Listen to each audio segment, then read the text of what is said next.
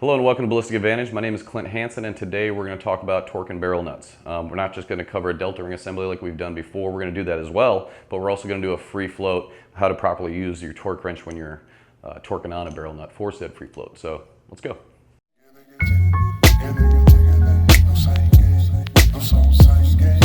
All right, we're going to start off with a standard delta ring assembly to torque on this receiver first. I know we've done a video in the past, but talked to a couple guys here recently and they're having some issues. They don't want to go past the proper torque value between, 35, 85 foot-pounds.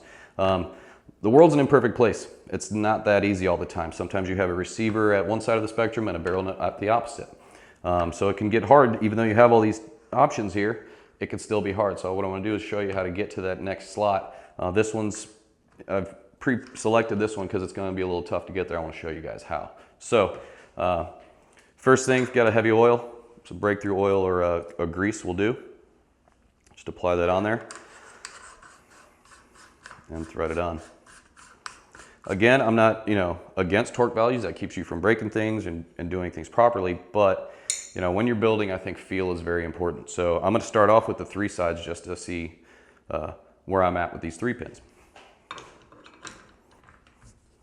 So I want to keep this thing square and push into the receiver also, no matter how I'm doing it. So make sure I'm secure and then pressure down. Now I'm going pretty hard and I know I'm not there yet with this side. So I've got to carry over a little more. Now a lot of people, especially if they think that is too much, well, I'm past 50, 60 foot-pounds. I don't know if I can go that far. Well, you're never going to know unless you try. A lot of times also you don't have the luxury of having a whole table full of receivers and barrels where you can mix and match. So you need to make that work and I want to try to help you how to do that. So now I'm going to turn it around and put all these teeth in, more points of contact to get to that extra spot. So now I'm going to take my hand if you want and put a towel on. It might hurt a little bit if you just use your bare hand, but now I'm going to squeeze it on here and get it the rest of the way. I think we got it. And if I take my 2S punch that I'm going to use for the gas tube here in a second, I can align everything.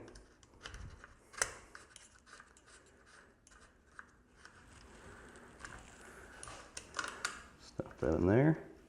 And now this is simulating my gas tube and to make sure I'm straight. So I'm going to go ahead and slide it on in there. A little spin. It's kicking out that way, so I still need to go a fuzz more.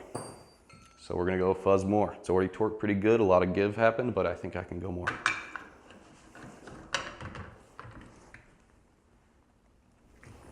Just barely.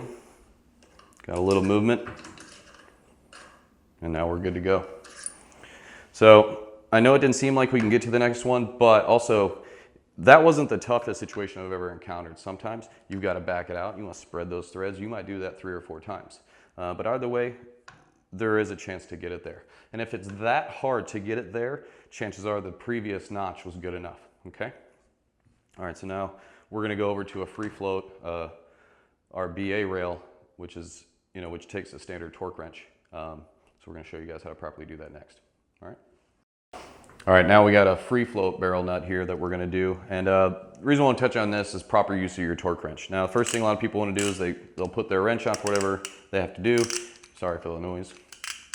And they'll have it straight out here like this. You're not getting proper torque value with that. What you really want is you need this over at a 90. And that's how it's measuring it. So Voltor calls for 30 to 40 foot-pounds. I got mine set to 50. It's just the way I am. Sorry guys, I like it secure. If you wanted a little more, you can back it off, put it on. They do recommend you do that 3 times. We're oiled up already. I'm gonna go ahead and go to 50.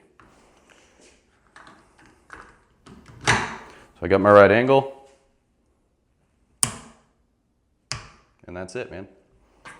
So we're all on. We got proper measurement because we had the right angle, 90 degrees here, and we weren't straight out, okay? Just a little tip. And that's barrel nuts.